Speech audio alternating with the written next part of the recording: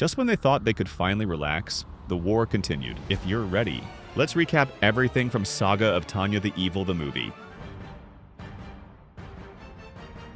The story continues with a shift to the year 1966, 39 years after the Great War. A man named Andrew appears, interviewing the elderly Dr. Shugel, who serves as a loyal servant in the Church of his goddess, located in a suburban city of the Allied Kingdom. Mr. Andrew is asking several questions about how the mighty empire, who is the most powerful nation in the world, fell in decisive demise. Dr. Shugel explains that it was the will of God that made the empire fallen. As per the interview, Dr. Shugel stands up from his seat and reveals to him that everything's already destined from the beginning. He spreads his arms and explains that the war pushed the empire against the entire world, not purely because of fear, terror, or hatred, but because of a single individual who distorted the balance of war itself. He clearly implies that Tanya became the focal point that dragged the empire into global conflict, her existence forcing other nations to unite against it. What followed was not a collapse caused by weakness, but one born from overwhelming efficiency, guided by the will of being X rather than human logic alone. The focus shifts to the year 1926, when Tanya and her battalion are dispatched to the southern desert, a former colony of the defeated Republic. Although the Empire is officially considered victorious at this point, it is dangerously overstretched, fighting on multiple fronts while believing total domination is within reach. The remnants of loyal Republican soldiers form a revolutionary government and declare themselves the Free Republic. They engage in heavy fighting against the coalition of the Entente Alliance. After several attempts, Tanya's forces wipe all hostile enemies from their radar and unleash a devastating artillery spell on the Republic's temporary headquarters. Militarily, the Free Republic poses little long-term threat. However, Tanya treats the battlefield as a demonstration of absolute power, showing how the Empire increasingly relies on her ruthless efficiency rather than strategic restraint. This excessive response begins turning minor conflicts into international alarms. They arrive at the Republic's temporary headquarters, and Tanya, after praying, unleashes her attack, destroying everything and defeating the enemy. Everyone is celebrating that they won and can finally rest, but the peace doesn't last long. When they land, Tanya meets Eric, praises them, and asks how they are.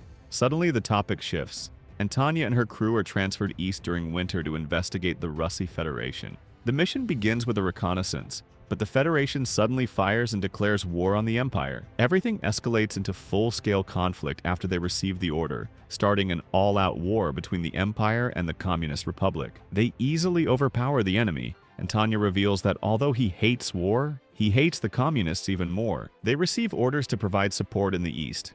Instead of following them, Tanya decides to bomb the Federation's capital. At headquarters, there is a discussion about whether they should allow the attack. Many are opposed, but the decision is still debated. The focus shifts to Mary Sue sending a letter about her life in the military while heading to the Russi Federation, Moscow. Upon arrival, we meet William, Mary's colonel.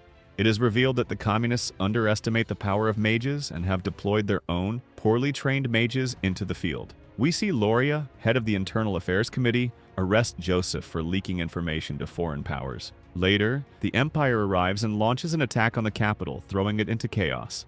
Meanwhile, during Allied Kingdom training, their building is destroyed and Tanya's group demolishes the capital statue.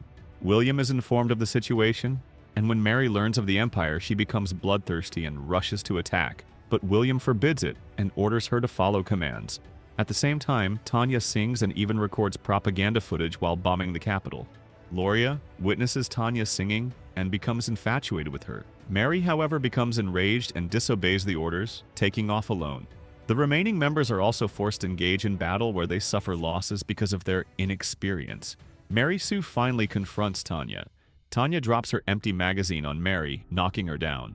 As Mary falls and sees her father's rifle in Tanya's possession, she senses her destiny in the light and vows to take revenge. After the battle, Tanya's reckless act proves politically disastrous. By publicly attacking a major world power and broadcasting it, she reinforces the image of the Empire as an uncontrollable aggressor. Rather than deterring enemies, her actions accelerate the formation of a global coalition against the Empire.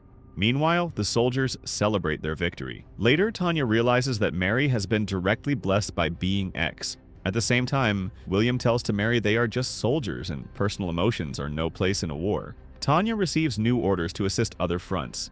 particularly Tigenhof, a key strategic city besieged and cut off from supply lines. Recognizing the critical military importance of controlling its railway network, they succeeds in defending Tigenhof, much to the delight of the besieged soldiers. Back in Moscow, Luria suspects Tanya is at Tigenhof and advocates the use of a massed assault to capture the city. The Federation begins a human wave attack on Tigenhof, causing massive casualties on both sides. The fight continues into the next day, with the arrival of the Mary and a bomber flight, escorted by fighters. The climax occurs when Mary leads a fresh assault on the city. Mary finally confronts Tanya. Their battle lasts several minutes, with Tanya maintaining the upper hand. Mary's faith is genuine and absolute. She becomes the ideal weapon for being X, a true believer driven by emotion rather than logic. Unlike Tanya, whose prayers are forced and hateful, meanwhile, Tanya's battalion is tasked with stopping incoming bombers. The unit successfully destroys 3 bombers and several fighters, while Tanya continues her extended battle with Mary. Mary becomes unstable, driven into a rage by faith and grief. Their battle cuts a building in half, and in the end, it collapses on Mary.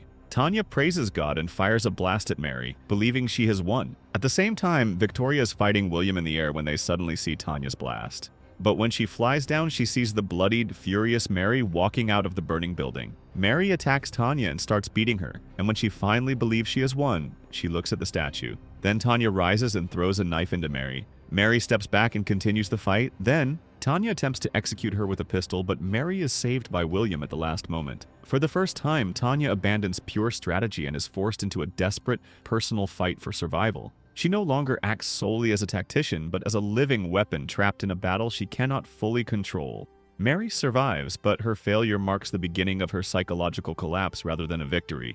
Additionally, Luria becomes obsessively fixated on Tanya, desiring to capture and possess her.